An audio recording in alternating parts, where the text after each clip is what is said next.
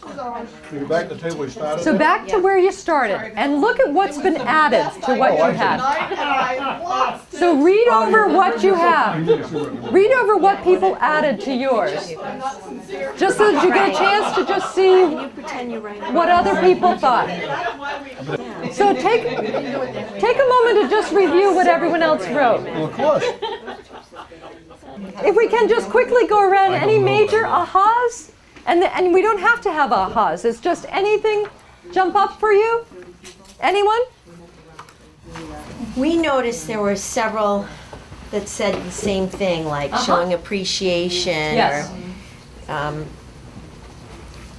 recognizing good work. So themes that really pop. Yeah, some themes. Yeah, yeah. I Other thought it people? was interesting here on Encourage the Heart, the idea that awards can be divisive at the same time that they are Great. encouraging. Great. Yeah. Yeah. The why didn't I get an award type. Yeah. Yep. I did all the stuff in the background. How come I didn't get the award, right? Right. I also Exactly. got something along the lines of why you're dedicating to that person. Yes. If you do that, we're not going to come to the ceremony. So don't. Right.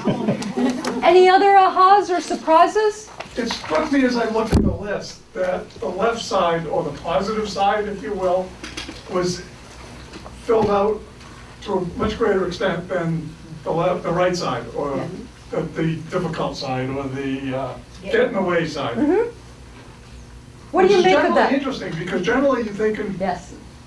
more negative than you do positive, Yes. which I thought was interesting. It was that appreciative It inquiry. might have been Yeah, you set us up for it. lead exercise, yeah. Good. Good. I'm glad.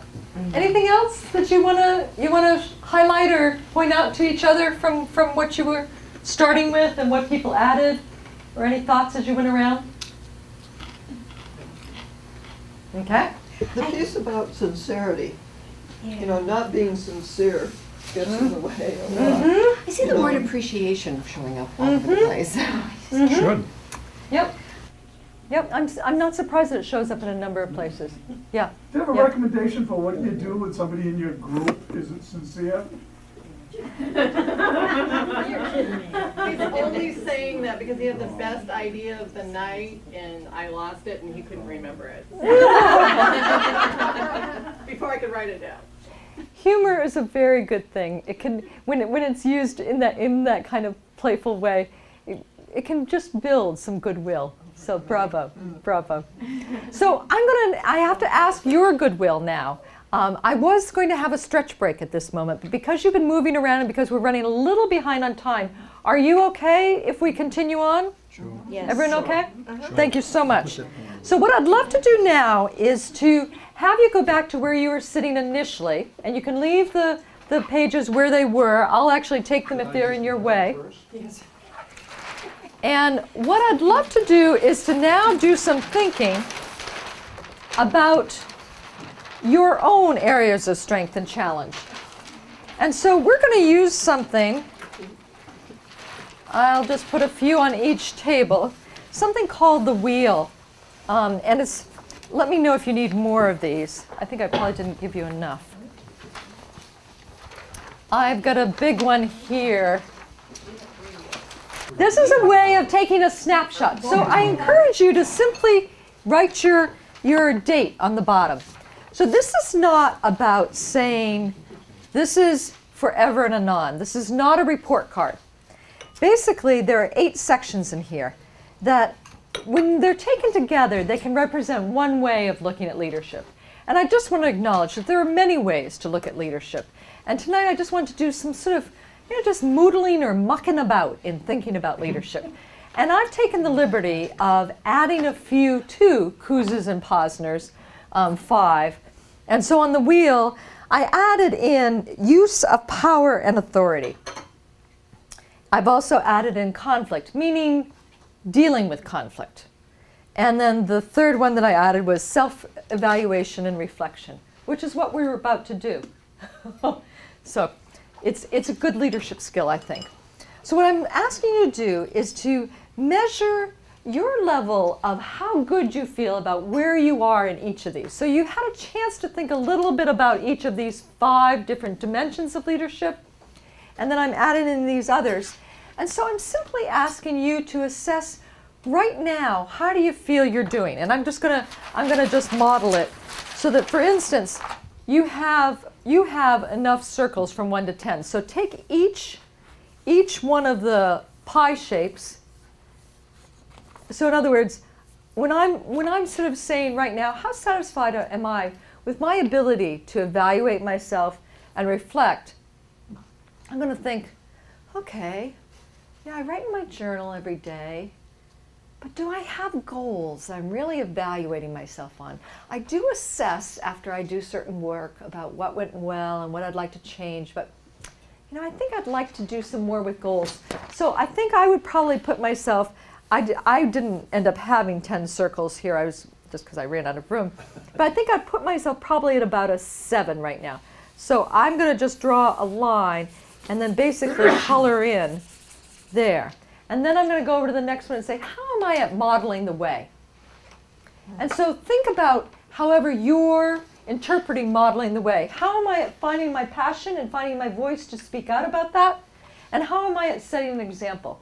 Well, I just spoke out and did a whole public talk at a benefit concert on Saturday night. So I'm going to give myself high marks on modeling the way.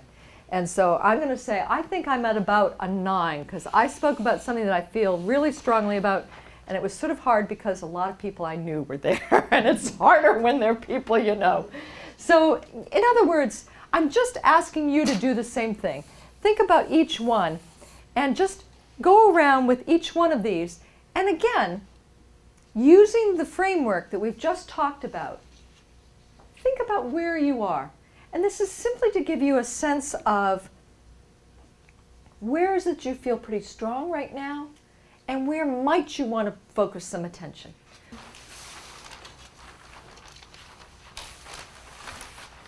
Oh, one more quick thing. If there are other pieces that you feel strongly about are important leadership skills, feel free to draw another piece of the pie. So modify this so that it works for you, this leadership wheel.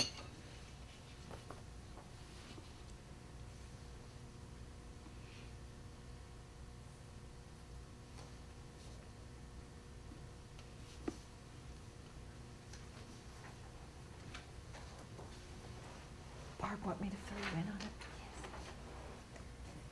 It's a snapshot of how you feel you're doing. Take another moment and finish up your wheel. And just take a moment to look at what it looks like overall. Like where there are areas that are low, and that may or may not be your priority area that you want to focus on. It may not be something that's really important to you. But this is simply to create a visual for you around some places where you might want to consider, okay, I can really own those places of strength. And some areas where you may want to think, I want to do a little muscle building there. So think about what you're doing, how you're using your leadership in the world, and just begin considering that. I think it's so interesting what Phyllis said earlier about, I always thought of leaders as, somebody who could maybe run a meeting really well or plan a good agenda or all that. And then looking at this wheel, all of a sudden you're like, ooh, there's a lot more to it than that. So Yeah. it is a nice visual.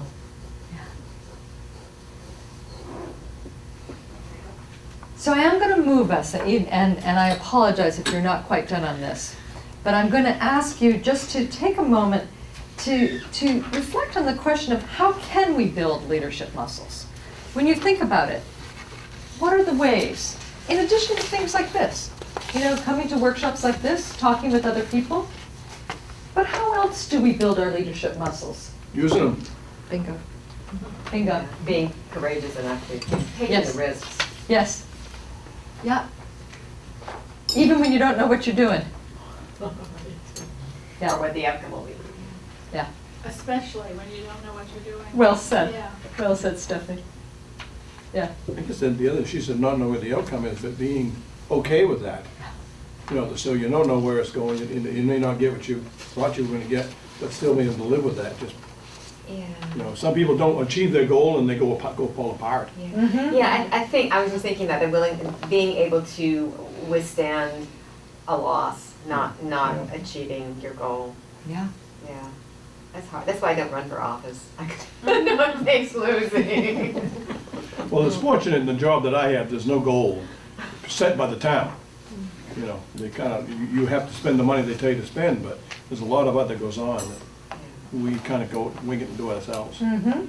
And I'm really thinking we're doing all right. Mm-hmm. How else can we build leadership muscles? Next to, well, I don't know that this answers that question, but it's a tough one, I think, in our small towns. Next to use of power and authority, I put a little wheel spot for misuse of power and authority. We get these people in there who've been there forever and they proceed along without, Town of Chelsea is doing a wonderful job of doing that Yeah. last year. Anybody's been paying attention. Yeah. Right, yes, right. I think a way to develop leadership skills would be to shadow somebody. Great idea. Who's a recognized leader. The other side of that is mentor someone. Yes, There you right. go. Well said. Well said. The last session she gave in Belfast, you know, I came to it not knowing what I was getting into. And what I took away from it was, hey, I'm doing pretty good. Good. But you had to do the assessment to come up with that. Yeah. You know, and that's what that 2 hours I spent with you, I came away with. And I was good with that. And Good. yeah, and I think being willing to do some training, you know, do some reading, you know, do some development specifically of leadership skills. Because most of us are sort of like these haphazard leaders, you know, we kind of like fall into the situation. Yep. Well, these meetings like this become networking too, where you learn from others. Exactly. Little techniques and ideas and Yeah. inspiration. Yeah. Really watching each other. I call it the dance floor theory of leadership development. The what? Dance floor theory of leadership development. I love to dance. And so when I'm dancing, I'll watch other people dancing. I think, I never thought of moving like that. I wonder what that feels like. And I'll sort of think, how are they doing that? And so I'll try it and I'll either decide, that felt really odd. I don't think I'll ever do it again. Or, that was sort of fun. So it is that way of really watching other leaders. But also, I think there's a lot of judging that goes on with leaders. We really are eager to take leaders down. And I think there's a way in which if we can support leaders and say, wow, they really did a great job at X, Y, and Z, and not always be quite so judgmental, I think there's a way that then we can support our own not being perfect at everything we're doing. So, and when you mentioned the mentoring others and coaching or job shadowing, another thing is to co-lead.